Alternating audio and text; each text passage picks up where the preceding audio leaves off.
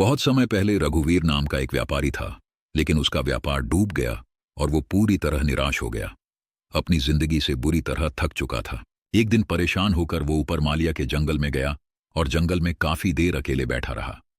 कुछ सोचकर भगवान से बोला, मैं हार चुका हूं, मुझे कोई एक वजह बताइए कि मैं क्यों ना हताश हूं।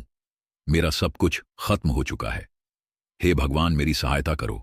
भगवान का जवाब, तुम जंगल में इस घास और बांस के पेड़ को देखो।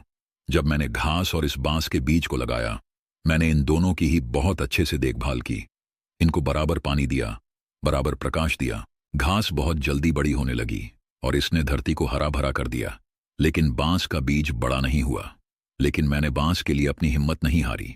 दूसरी साल घास और घनी हो गई, उस पर झाड़ियां भी आने लगी, लेकिन बांस के बीज में कोई विकास नहीं हुआ। लेकिन मैंने फिर भी बांस के बीज के लिए हिम्मत नहीं हारी।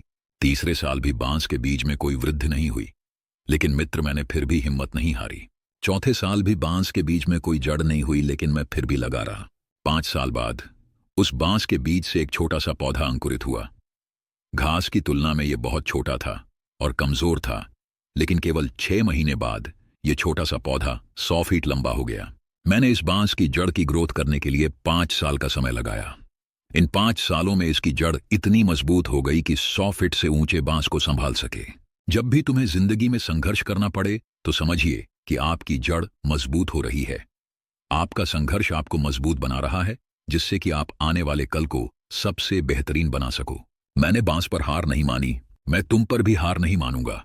किसी दूसरे से अपनी तुलना मत करो। घास और बांस दोनों के बड़े होने का समय अलग अलग है, दोनों का उद्देश्य अलग अलग है। तुम्हारा भी समय आएगा, तुम भी एक दिन बांस के पेड़ की तरह आसमान छुओगे। मैंने हिम्मत नहीं हारी, तुम भी मत हारो। अपने जीवन में संघर्ष से मत घबराओ। यही संघर्ष हमारी सफलता की जड़ों को मजबूत करेगा। लगे रहिए, आज नहीं तो कल आपका भला हो जाएगा।